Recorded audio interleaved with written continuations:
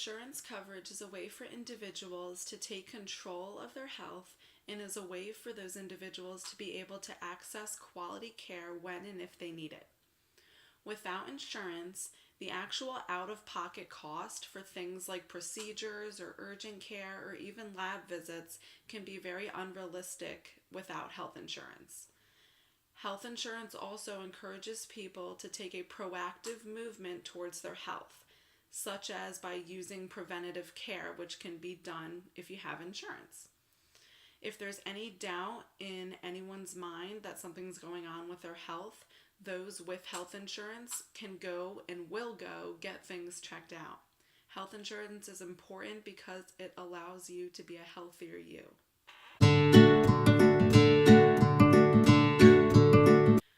One way health insurance is beneficial to vulnerable groups is because these populations are likely at high risk to need care, and health insurance is an access to care for this group. It helps this population prevent deterioration of their health. An example of this group is homeless people.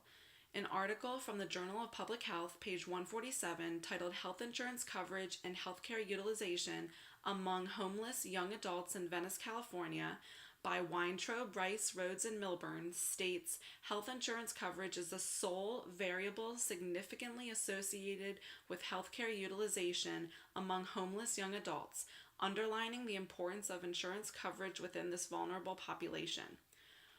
Another way that health insurance is beneficial continues on from what I just said, but at a much larger picture. If the vulnerable population's health gets better, then these people can become a much more productive member of society, not only benefiting themselves, but America as a whole.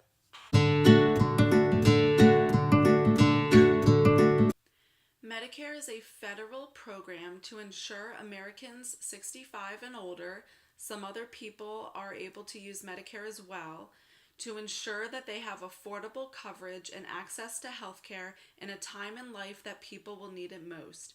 I agree with the purpose of the plan of Medicare because it gives people the comfort of knowing that they can take control of their health. Medicare provides opportunities for those that need extra assistance to still receive quality care that they need at a reasonable price, as well as free preventative care, which is a huge plus.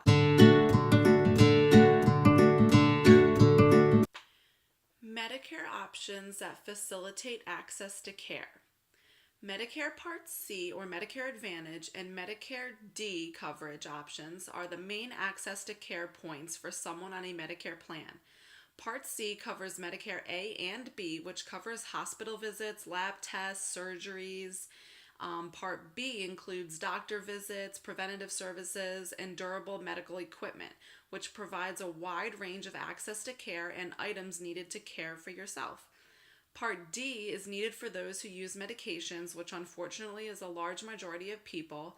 The best access to care that this provides is preventative screenings like cervical and vaginal cancer screenings, immunizations, along with access to reasonably priced medications. Medicare options that limit access to care. Honestly, all of the Medicare coverage options have barriers that will limit people to accessing care. All the different payments one is to make through the year could limit access to care if they're not able to follow through with those payments. For example, if a patient needs Part D, the drug coverage, there's a premium, yearly deductible, co-payment, cost and coverage gap, cost that they get extra help, cost for late enrollment fees, penalties. Another limiting access to care is the difficulty that some people might encounter when it comes to choosing the best option for Medicare insurance. If you think about it, Medicare is not the simplest to set up. There's 4 different options to look into that have many specifics within them. Varying levels of health literacy will for sure have limits to care. Medicaid is a federal state program providing health coverage for those having low income, including kids, women, parents of those children, and elderly who need a nursing home.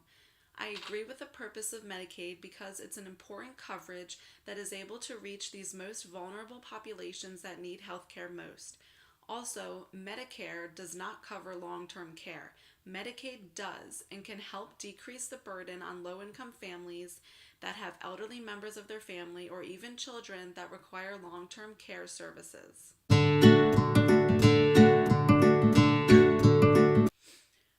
One option that Medicaid specifically facilitates access to care to is the long-term care services and bundled support, which provides a large population with access to these facilities. Communities and Medicaid work together to assist the elderly and children with chronic illnesses or disabilities to have continuous care if needed. Another part of Medicaid that increases access to care is the mandatory rural health clinic service. This ensures that those living in remote areas in all different states have access to care centers somewhere near them instead of having to travel great lengths to access care. The limits to access of care from Medicaid come state by state with the optional benefits that states can choose to give people that have Medicaid in their state.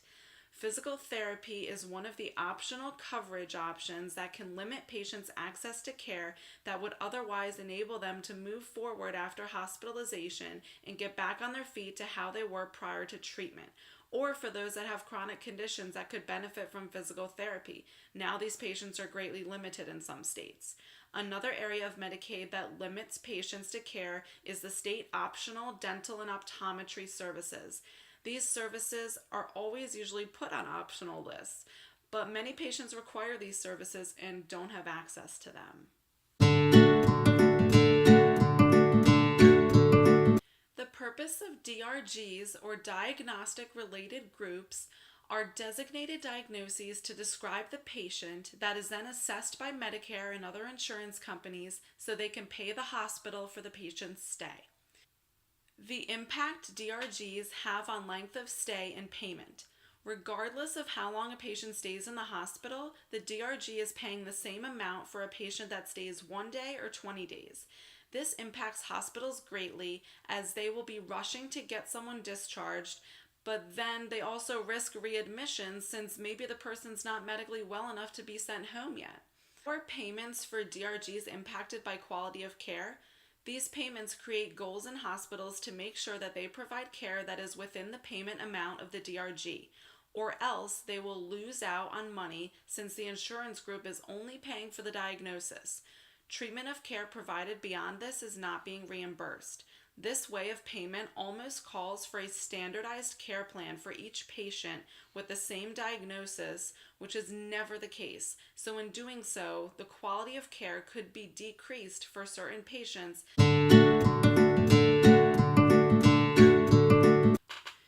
Charity care in a hospital acts to serve those vulnerable populations who are uninsured and do not meet criteria for federal programs. Hospitals pay for their care for free, or sometimes there's a very low payment. How are these people helped? Specifically in states that lack the outreach of Medicaid to those vulnerable groups, charity care and nonprofit hospitals are providing these patients with care, meeting the needs of the community. How can charity care benefit a facility? Depending on the state Department of Health, each year they say how much money they will be giving the healthcare system in the state for charity care. New Jersey, where I live, plans to give $636 million for 2019. In New Jersey, this not only goes to ensure the acute care hospitals provide charity care, but it also goes to training physicians, therefore benefiting facilities and increasing their workforce, continuing education, and scope of knowledge.